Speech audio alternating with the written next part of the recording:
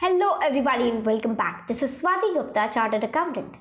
आज हम बात करने वाले हैं इस वीडियो में इंटरनेशनल अकाउंटिंग स्टैंडर्ड 1 या फिर आप कह सकते हैं इंड AS 1। ये दोनों ही स्टैंडर्ड्स ऑलमोस्ट सेम है, तो हम इसे साथ में पढ़ सकते हैं। इन दोनों स्टैंडर्ड्स में जो एक मेजर डिफरेंस है वो हम वीडियो के एंड में ज़रूर से डिस्कस करेंगे। अब ये स्टैंडर्ड है क्या? ये स्टैंडर्ड का नाम है प्रेजेंटेशन ऑफ फाइनेंशियल स्टेटमेंट। इसमें कुछ डेफिनेशंस और स्ट्रक्चर्स इंक्लूडेड हैं जो कि बाकी सारे स्टैंडर्ड्स का बेसिस बनाते हैं, कोर बनाते हैं। इन सेंस आगे आप जो भी स्टैंडर्ड्स पढ़ोगे, जो भी ट्रांजैक्शंस और इवेंट्स का ट्रीटमेंट सीखोगे, उसको अल्टीमेटली फाइनेंशियल स्टेटमेंट में प्रेजेंट कैसे करना है, इस इंड AS 1 के हिसाब से करना है। ओके, अब इससे पहले हम आगे बढ़े, आपको ये पता होना चाहिए कि इंड AS है क्या, IFRS है क्या और इसकी एप्लीकेबिलिटी क्या होती है। अगर नहीं पता और जानना चाहते हो तो इसके लिए हमने कुछ सेपरेट वीडियोस बना रखी है जो कि आई बटन में ऐड कर दी जाएगी। Please definitely check it out. बहुत ही सिंपल वर्ड्स में समझाया गया है।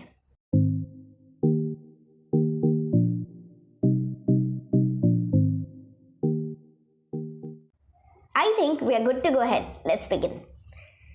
What does financial statement include? Complete set of financial statement कब माना जाएगा? जब उसमें एक बैलेंस शीट होगी, एक प्रॉफिट एंड लॉस अकाउंट होगा, कैश फ्लो स्टेटमेंट होगा, statement of change in equity होगा और नोट्स टू अकाउंट होगा। ये पांचों चीजें जब होगी तभी फाइनेंशियल स्टेटमेंट कंप्लीट मानी जाएंगी। अभी स्टैंडर्ड प्रेस्क्राइब करता है 2 types of financial statement. Firstly separate financial statement जो कि इंडिविजुअल एंटिटीज पे काम आते हैं, जबकि कंसोलिडेटेड फाइनेंशियल स्टेटमेंट जो कि ग्रुप एंटिटीज पर काम लिए जाते हैं। इन दोनों का ही फॉर्म और कंटेंट एकदम सेम होता है। इसके अलावा a very key highlight point to be noted is that the Ind AS 1 is not applicable on interim financial statement. जब भी आपको ईयर के बीच में कोई स्पेसिफिक रिपोर्टिंग के पर्पस के लिए आप अगर फाइनेंशियल स्टेटमेंट प्रिपेयर कर रहे हो तो उसको इंड AS के हिसाब से करना ज़रूरी नहीं है। Ind AS 1 does not apply to interim financial statements. Next हम देखते हैं इंपॉर्टेंट डेफिनेशंस। जैसे कि हमें पता है कुछ डेफिनेशंस और स्ट्रक्चर्स दे रखे हैं, हम उनकी बात करते हैं। फर्स्ट आता है जनरल पर्पस फाइनेंशियल स्टेटमेंट। जो भी ऐसा स्टेटमेंट बनाया जा रहा है जो कि जनरल पब्लिक के लिए है और दूसरी बात उसका कोई स्पेसिफिक पर्पस नहीं है, तो उसे हम जनरल पर्पस फाइनेंशियल की डेफिनेशन में इंक्लूड करेंगे। नेक्स्ट हम देखते हैं Ind AS। Ind AS section 133 of companies act में भी दे रखा है। अब आप देखो, अगर आपने इंड AS कंप्लाई नहीं किया, इंड AS को एप्लीकेबल है और आपने सही से कंप्लाई नहीं किया, कुछ ब्रीच किया, कुछ डिफॉल्ट किया, तो आपने सिर्फ और सिर्फ इंड AS को कंप्लाई नहीं किया, आपने कंपनीज एक्ट को भी पूरी तरीके से कंप्लाई नहीं किया, क्योंकि कंपनीज एक्ट के सेक्शन 133 में ऐसा कहा जा रहा है कि इंड AS को अप्लाई करो। तो इंड AS अप्लाई करने में अगर आप चूकते हो तो आप कंपनीज एक्ट को पूरी तरीके से कंप्लाई करने पर भी चूक जाते हो। नेक्स्ट, इम्प्रैक्टिकेबल हम कब मानेंगे अकॉर्डिंग टू द स्टैंडर्ड? ऐसा कहा जाता है जब भी अगर कोई एंटिटी पूरी तरीके से कोशिश कर ले ट्रीटमेंट करने का, पर वो कुछ तरीके से नहीं कर पा रही है, ठीक है, आफ्टर ट्राइंग ऑल मीन्स, जो सारे एफर्ट्स लगाने के बाद भी अगर नहीं कर पा रही वो स्पेसिफिक सिचुएशन का ट्रीटमेंट इंड AS के हिसाब से, तो हम इम्प्रैक्टिकेबल मान लेंगे उस स्पेसिफिक सिचुएशन को। Next, total comprehensive income. अब जनरली आपको इनकम पता है, ठीक है, जो हम रेगुलरली यूज़ करते हैं, पर ये टोटल कॉम्प्रिहेंसिव इनकम एक अलग से टर्म दिया गया है स्पेसिफिकली इंड AS में। ये क्या कहता है? ये कहता है सारी ऐसे इनकम्स, सारे ऐसे प्रॉफिट्स जो भी अराइज हो रहे हैं ऐसे कोई भी ट्रांजैक्शन से जो कि ओनर्स ने किया गया है, ओनर की कैपेसिटी में किया गया है, ठीक है, इसके अलावा कोई भी ट्रांजैक्शन है वो इंक्लूड किए जाएंगे। और अगर कोई भी ऐसा ट्रांजैक्शन है जिससे कोई भी इनकम अराइज हुई पर वो ओनर ने किया है, ओनर की खुद की कैपेसिटी में किया है, तो वो ट्रांजैक्शंस को कॉम्प्रिहेंसिव इनकम में नहीं माना जाएगा। टोटल कॉम्प्रिहेंसिव इनकम को 2 पार्ट में डिवाइड किया जाता है। Firstly profit and loss account जो हम जनरली देखते हैं, इसके अलावा अदर कॉम्प्रिहेंसिव इनकम। इन दोनों को मिलाकर टोटल कॉम्प्रिहेंसिव इनकम बनती है। अब आप बोलोगे सारे ट्रांजैक्शन तो हम P&L में डाल ही देते जो भी हमें इनकम्स और प्रॉफिट्स होते हैं, तो फिर ये अदर कॉम्प्रिहेंसिव इनकम में क्या डालना है? देखो, अदर कॉम्प्रिहेंसिव इनकम को जब भी तभी डाल सकते हैं हम इसमें इनकम, जब कोई स्टैंडर्ड ने स्पेसिफिकली बोला है कि मुझे इस सर्टेन ट्रांजैक्शन का, सर्टेन इनकम का ट्रीटमेंट अदर कॉम्प्रिहेंसिव की इनकम की तरह करना है। क्लियर है? वरना तो हम प्रॉफिट एंड लॉस अकाउंट की तरह ही बुक करेंगे। अब देखो इसका स्ट्रक्चर क्या है। बेसिकली P&L आएगा, उसकी जो भी हम जनरली इनकम और उससे रिलेटेड एक्सपेंसेस को माइनस कर देते हैं। इसके अलावा नेक्स्ट पार्ट बनता है हमारा अदर कॉम्प्रिहेंसिव इनकम, जिसमें फिर से अदर कॉम्प्रिहेंसिव इनकम्स आ जाएगी और उससे रिलेटेड एक्सपेंसेस आ जाएंगे। अब इन दोनों का जब टोटल किया जाएगा तब जाके हमें मिलेगा total comprehensive income. I hope it is clear now कि ऐसा कोई भी ट्रांजेक्शन किया, ओनर की कैपेसिटी में किया और उससे कोई भी इनकम या प्रॉफिट हुआ तो वो टोटल कॉम्प्रिहेंसिव इनकम का पार्ट नहीं माना जाएगा। अब P&L और अदर कॉम्प्रिहेंसिव इनकम को टोटल करके हमें मिलेगी फिगर, वो कहलाएगी टोटल कॉम्प्रिहेंसिव इनकम। नेक्स्ट हम देखते हैं अब अदर कॉम्प्रिहेंसिव इनकम है क्या चीज़। देखो अदर कॉम्प्रिहेंसिव इनकम को दो कंडीशंस फुलफिल होगी तो ही हम मानेंगे। फर्स्टली हमें ये ध्यान देना है कि अदर कॉम्प्रिहेंसिव इनकम में जो हम इंक्लूड करने वाले हैं वो ऑलरेडी कहीं P&L में तो नहीं ले लिया है, आपने उसको P&L में नहीं लेना है। ठीक है, दो जगह आ जाएगी, वरना हमें P&L का पार्ट नहीं मानना है, ये हमें इंश्योर करना है। दूसरी बात, हम अदर कॉम्प्रिहेंसिव इनकम की तरह इसे तभी ही कंसिडर कर सकते हैं only and only when the standard itself prescribe कि इसे अदर कॉम्प्रिहेंसिव इनकम मानना है। अब ये थोड़ा कंफ्यूजिंग चीज़ हो जाती है, थोड़ी डिबेटेबल हो जाती है, तो इसके लिए ये एक 9 आइटम्स की लिस्ट दे रखी है जो कि हमें अदर कॉम्प्रिहेंसिव इनकम में इंक्लूड की जाती है। फर्स्टली जैसे कोई change in revaluation surplus, remeasurement of defined benefit plan, gain/loss arising from translating financial statement of foreign operations, and the list goes on. You can read this. अब ये transactions को एक बार बस रीड आउट कर लो। इन सब का स्पेसिफिक ट्रीटमेंट इनके specific respective standard में बताया गया है, उसके हिसाब से हमें ट्रीटमेंट करना है। पर जनरली अगर ओवरव्यू हम देखना चाहें और हम अदर कॉम्प्रिहेंसिव इनकम को और अच्छे से समझना चाहें तो ये डिफाइंड कुछ ट्रांजैक्शंस है, इनको ही हमें अदर कॉम्प्रिहेंसिव इनकम का पार्ट मानना है।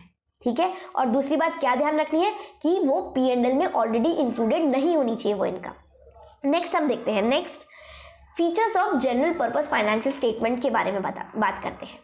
जनरली क्या होता था, कोई भी क्लाइंट है, उसके 2-3 चीज़ें उसने नहीं कंप्लाई करी, ठीक है, तो भी हम बोल देते थे the financial statements are true and fair except, और वो 2-3 कंडीशंस लिख देते कि ये वाली चीज़ें नहीं हुई है, ये सिचुएशन में ये गलती है।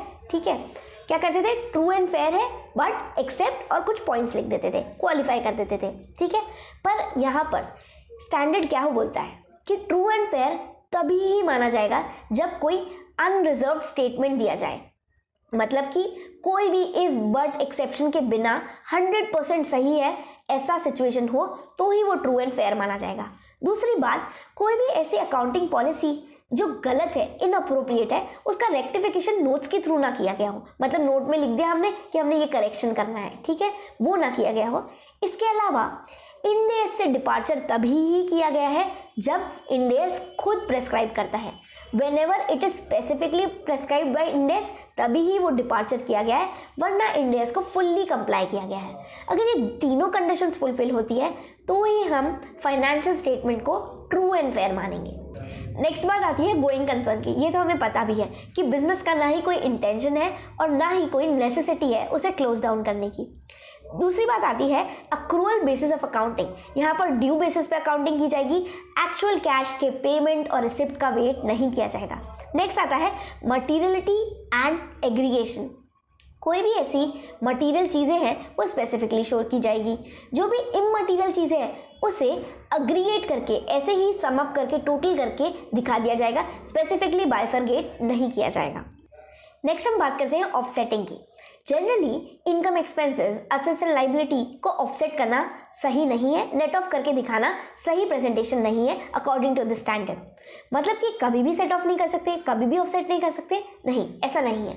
You can offset asset and liability और income and expense only and only when the standard itself prescribe. जब स्टैंडर्ड खुद बता दे कि इस स्पेसिफिक सिचुएशन का, इस स्पेसिफिक आइटम का आप ऑफसेट करके दिखा सकते हो, तो आप फाइनेंशियल स्टेटमेंट्स में ऑफसेट करके दिखा सकते हो, नेट अमाउंट दिखा सकते हो।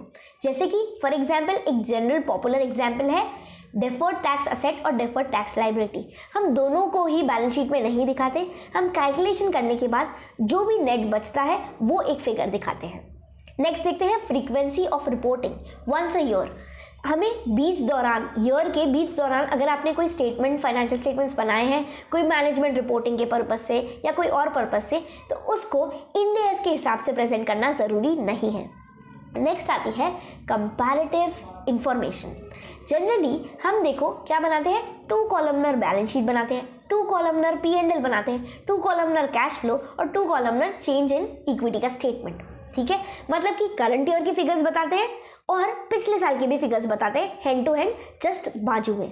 क्लियर है?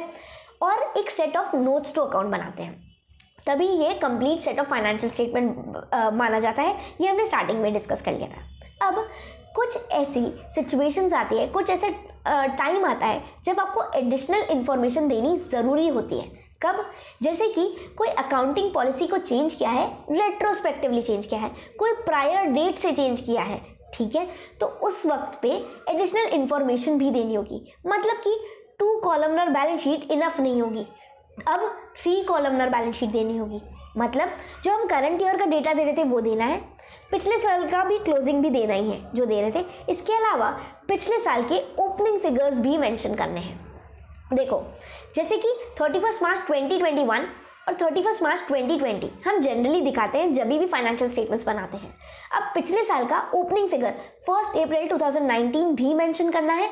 ये एडिशनल इन्फॉर्मेशन है और ये कब ज़रूरत होती है? हमेशा नहीं, जब भी आप अकाउंटिंग पॉलिसी को रेट्रोस्पेक्टिवली चेंज कर रहे हैं। नेक्स्ट आता है हमारा कॉन्सेप्ट कंसिस्टेंसी। कोई भी ऐसी अकाउंटिंग पॉलिसी जो आपने एक बार चूज कर ली, जो आपने एक बार ऑप्ट कर ली, उसे ही हर साल रिपीट करना है, उसे ही हर साल अप्लाई करना है। नेक्स्ट, जैसे कि हमने देखा फॉर्म और स्ट्रक्चर देखा हमने P&L का, वैसे ही हम देखने वाले बैलेंस शीट का। इसमें क्या है, वर्टिकल फॉर्मेट ही रहता है। अलग बात क्या है, पहले असेट और फिर पार्ट बी में लाइबिलिटीज है। पार्ट ए में जो असेट है उसका सब हेडिंग बना रखी है नॉन करंट असेट और फिर करंट असेट। ठीक है, अब हम इनका बाइफर्गेशन भी देखेंगे, स्पेसिफिकली हम करंट कब मानेंगे, नॉन करंट। पर बात समझो, जब भी कोई भी चीज़ आपने डिसाइड कर ली कि ये करंट है, ठीक है, तो आपको कहाँ पे लिखना है, नॉन करंट के नीचे ही लिखना है। सीक्वेंस यही रहेगा, फॉर्मेट यही रहेगा, इनका एक दूसरे का प्लेसमेंट भी ऐसे ही रहेगा। असेट, उसके बाद में नॉन करंट असेट और फिर करंट असेट। इसके बाद में इक्विटीज़ और लाइबिलिटीज़ पे आते हैं, तो पहले आएगी इक्विटी की फिगर, उसके बाद में नॉन करंट लाइबिलिटी और फिर current liability. Make sure you keep the sequence this way only. Next day हम देखते हैं, हमने जनरली देखा है करंट और नॉन करंट हमें पता ही है कि 12 महीने से ज़्यादा का है तो हम नॉन करंट मान लेते थे, और 12 महीने के अंदर अंदर है, अप टू 12 मंथ्स है, तो हम करंट मान लेते थे उस असेट और लाइबिलिटी को। ठीक है, पर ये स्टैंडर्ड बोलता है, स्पेसिफिकली अपनी कुछ डेफिनेशन और कंडीशन बताता है कि ऐसी कोई 4 कंडीशन बताता है जिसमें से एक भी फुलफिल हो गई तो वो करंट असेट मान लिया जाएगा, नहीं तो नॉन करंट असेट। क्लियर है? अब देखते हैं ये कंडीशंस है क्या। या तो वो कैश या कैश इक्विवेलेंट आइटम हो, या फिर हेल्ड फॉर ट्रेडिंग हो वो आइटम, मतलब कि जैसे स्टॉक, या फिर realised within 12 months from the balance sheet date, अगले 12 महीने में वो इनकैश हो जाए, रियलाइज हो जाए, हमें वसूली हो जाए, तो भी हम क्या मान लेंगे, करंट असेट। या फिर it is realised in operating cycle, this is a very different and separate point. Operating cycle हम डिस्कस करेंगे, पर फॉर एग्जाम्पल देखो, समझो बात, अगर ऑपरेटिंग साइकिल फॉर एग्जाम्पल कितनी है, 18 मंथ्स की है, ठीक है, तो और उसके अंदर अंदर मुझे कुछ एनकैश हो गया, मेरा कोई डेटर है वो मुझे रियलाइज हो गया 18 मंथ्स के अंदर अंदर, तो भी मैं उसे करंट में ही लिखूंगी। ठीक है, उसे नॉन करंट असेट की तरह क्लासिफाई नहीं किया जाएगा। और भी कोई भी चीज़ है, कोई ऐसी असेट है जो मुझे अगले ऑपरेटिंग साइकिल में वसूली हो जाएगी, रियलाइज हो जाएगा, इनकैश हो जाएगा, तो मैं उसे करंट मान लूँगी। अब इन चारों कंडीशन में से एक भी कंडीशन फुलफिल हो गई तो हम करंट असेट मानेंगे, और अगर चारों ही कंडीशंस फुलफिल नहीं हुई तो हम उसे नॉन करंट एसेट मान लेंगे। सिमिलरली ऐसा ही सीन किसके लिए है, लाइबिलिटीज़ के लिए। लाइबिलिटी को भी करंट और नॉन करंट मानने के लिए कुछ कंडीशंस दी गई है, जैसे कि first, item held for trading, ऐसा कोई आइटम जो ट्रेडिंग के लिए हेल्ड किया गया है, settled within 12 months from the balance sheet date, या फिर नॉर्मल ऑपरेटिंग साइकिल में हो जाएगा उसका सेटलमेंट। इसके अलावा एक और major point, at balance sheet date entity has no unconditional right. Unconditional right कैसा भी तरीका का नहीं है कि वो अगली बार इसको डिले कर दे, पोस्टपोन कर दे, डेफर कर दे ये पेमेंट 12 महीने से ज़्यादा, तो क्या मान लिया जाएगा, करंट लाइबिलिटी मान ली जाएगी। और इन चारों में से अगर एक भी कंडीशन फुलफिल नहीं हुई, चारों में से एक भी कंडीशन फुलफिल हो गई तो करंट लाइबिलिटी, और चारों की चारों कंडीशंस फुलफिल नहीं हुई तो वो नॉन करंट लाइबिलिटी मान लिया जाएगा। क्लियर है? अब हमने इतनी बार पढ़ लिया ऑपरेटिंग साइकिल। यहाँ पर ऑपरेटिंग साइकिल क्या है? Operating cycle over year means time period जब से आपने वो कोई चीज़ एक्वायर करी, वो असेट या लाइबिलिटी जब से एक्वायर करी, और नेक्स्ट जब तक आपने उसको रियलाइज़ किया, उसको कैश में या तो पे कर दिया या कैश में उसको रिसीव कर लिया, ठीक है, रियलाइज़ कर लिया। एक्विजिशन से रियलाइजेशन तक की जो जर्नी है उसे हम, उस पीरियड को हम क्या मानेंगे, operating cycle. Seeing it mathematically हम क्या बोलते हैं, inventory holding period plus debtor collection period, इन दोनों पीरियड को मिलाकर हम ऑपरेटिंग साइकिल का पीरियड मान लेंगे। अब फॉर एग्जाम्पल अगर हमें क्लाइंट का नहीं पता कि ऑपरेटिंग साइकिल क्या है, या फिर हमें क्वेश्चन में नहीं पता कि ऑपरेटिंग साइकिल क्या है, तो हम सॉल्व करने के लिए, हम इसे आगे बढ़ाने के लिए, बाइफर्केशन पर्पस के लिए 12 मंथ्स ऑपरेटिंग साइकिल अज्यूम कर लेंगे। इसके अलावा एक और मेजर बात कि ये ऑपरेटिंग साइकिल डिफर करती है from entity to entity. Nature of business क्या है, एक बिजनेस है मेरा, मैं एक ओनर हूँ, पर मेरे 2 फील्ड्स हैं, 2 लाइन्स ऑफ बिजनेस है, तो दोनों का इनकैशमेंट नेचर अलग अलग हो सकता है, तो 2 ऑपरेटिंग साइकिल भी हो सकती है एक बिजनेस की। क्लियर है? चलो नेक्स्ट देखते हैं। अब ये स्टैंडर्ड कुछ स्पेशल ट्रीटमेंट्स बताता है कुछ स्पेसिफिक आइटम्स के लिए, कि जो जनरली हमें कंफ्यूजन होता है, डिबेटेबल है कि हम क्या करें उसका ट्रीटमेंट, ठीक है। जैसे कि electricity deposit, generally electricity deposit is refundable at any time, जब चाहो जब उसे रिफंड ले सकते हो, ठीक है। पर हम ऐसा मानते हैं कि बिजनेस का ना ही कोई इंटेंशन है क्लोज डाउन करने का, और ना ही कोई नेसेसिटी है उसका बिजनेस क्लोज डाउन करने का, तो मतलब बिजनेस चलता रहेगा, गोइंग कंसर्न है, तो इसके हिसाब से इलेक्ट्रिसिटी डिपॉजिट को हमें वापस भी नहीं करवाना पड़ेगा। इसलिए हम इस इलेक्ट्रिसिटी डिपॉजिट को नॉन करंट असेट की तरह बाइफरकेट कर देते हैं। नेक्स्ट देखते हैं टेंडर डिपॉजिट। टेंडर डिपॉजिट अगर रिफंडेबल है, अगले 12 महीने में ही अगर वो रिफंड हो जाएगा तो हम उसे करंट मान लेंगे, जबकि अगर 12 महीने के बाद वो रिफंड होने वाला है तो हम उसे नॉन करंट मान लेंगे। इसके अलावा जीएसटी पेड अंडर डिस्प्यूट, कोई भी ऐसा जीएसटी पे कर दिया है आपने और उस पर डिस्प्यूट चल रहा है, पता नहीं है कब उसका सेटलमेंट होगा, कब उसकी वसूली होगी, कब उसका पेमेंट होगा, ठीक है, तो अगले अगर 12 महीने में एक्सपेक्टेड है तो आप उसे करंट डिक्लेयर कर दोगे, करंट क्लासीफाई कर दोगे, और अगर उसका अगले 12 मंथ्स में एक्सपेक्टेड नहीं है तो आप उसे नॉन करंट क्लासीफाई कर दोगे। नेक्स्ट आता है treatment of loan liability. Generally अगर लोन 12 महीने से ज़्यादा तक का है, ठीक है, तो हम उसे नॉन करंट क्लासीफाई कर देंगे, और 12 मंथ्स के अंदर अंदर उसका रीपेमेंट है तो हम क्या कर देंगे, उसको करंट क्लासीफाई कर देंगे। क्लियर है? पर जनरली हम देखते हैं कि लोन्स का जो भी रीपेमेंट होता है वो कैसे होता है, इंस्टॉलमेंट्स में होता है। तो हो सकता है कुछ इंस्टॉलमेंट तो मेरी अभी नेक्स्ट 12 मंथ्स में ड्यू हो रही है और कुछ उसके बाद, तो जो भी पोर्शन इस 12 मंथ्स में ड्यू हो रहा है उसे हम करंट डिक्लेयर कर देंगे, करंट क्लासीफाई कर देंगे, और बचा हुआ जो भी पोर्शन है उसे हम नॉन करंट क्लासीफाई करेंगे। नेक्स्ट हम देखते हैं कि अगर रीपेमेंट हो रहा है कोई भी लोन का, और कैसे हो रहा है, बैंक ट्रांसफर स्कीम के थ्रू, नॉर्मली एक बैंक से दूसरी बैंक में ट्रांसफर हो रहा है या विद इन बैंक ही उसका ट्रांसफर हो रहा है, ठीक है, ब्रांच से ब्रांच कुछ भी मान लो, तो अगर वो रीक्लासीफाई हो रहा है, रीफाइनेंस हो रहा है, बैंक ट्रांसफर स्कीम के थ्रू रीपेमेंट हो रहा है उस लोन का, तो हम क्या मानेंगे। देखो कुछ केसेस है, अगर फर्स्टली बैलेंस शीट डेट से पहले अगर फाइनलाइज हो जाए, बैलेंस शीट डेट से अगर पहले फाइनलाइज हो जाए ये रीफाइनेंसिंग, बैंक ट्रांसफर स्कीम, तो ओल्ड लोन जो एग्जिस्टिंग लोन है उसका क्लासिफिकेशन नए लोन की तरह कर दिया जाएगा, और ओल्ड लोन एग्जिस्टिंग जो क्लासिफिकेशन चल रहा था उसे हम डिसकंटिन्यू कर देंगे। जबकि अगर बैलेंस शीट पर डिसाइड नहीं हुआ है, बैलेंस शीट डेट से पहले या बैलेंस शीट डेट तक भी अगर डिसाइड नहीं हुआ है, ये रीफाइनेंस प्रोसेस में ही है, अभी कंफर्म नहीं हुआ है, ठीक है, तो हम जो एग्जिस्टिंग लोन है, जो ओल्ड लोन एग्जिस्टिंग चल रहा है उसका क्लासिफिकेशन ही कंटिन्यू करेंगे। अब अगर ऐसा है कि रीफाइनेंसिंग की बात चल रही है, पोटेंशियल है, प्रोबेबल है, ठीक है, पर बैलेंस शीट डेट पर कुछ स्कीम लगाई भी नहीं है, ठीक है, पोटेंशियल है, ऐसा बस बातें चल रही है, तो हम क्या बोलेंगे कि ओल्ड लोन जो एग्जिस्टिंग लोन है उसका क्लासिफिकेशन ही कंटिन्यू रखेंगे, क्योंकि क्लासिफाई होने के बाद में, रीफाइनेंस होने के बाद में फिर इधर क्लासिफिकेशन अफेक्ट होता है। सिर्फ और सिर्फ पोटेंशियल है रीफाइनेंस का तो हम क्लासिफाई नहीं चेंज करते, ठीक है, क्लासिफिकेशन चेंज नहीं किया जाता। नेक्स्ट हम देखते हैं, अब वीडियो के स्टार्टिंग में हमने डिस्कस किया था कि अपन इंड AS 1 और इंटरनेशनल अकाउंटिंग स्टैंडर्ड 1 दोनों एक साथ पढ़ रहे हैं, क्योंकि दोनों ऑलमोस्ट सेम है, पर उसमें एक मेजर डिफरेंस है जो कि मैंने प्रॉमिस किया था कि वीडियो के एंड में ज़रूर बताऊंगी। चलो अपन ये डिस्कस करते हैं। Breach of long term arrangement, मतलब कि कोई भी ऐसा लॉन्ग टर्म लोन था जिसका कोई ब्रीच हो गया, डिफॉल्ट हो गया, कोई भी मटेरियल प्रोविजन को आप फॉलो नहीं कर पाए, तो क्या होगा।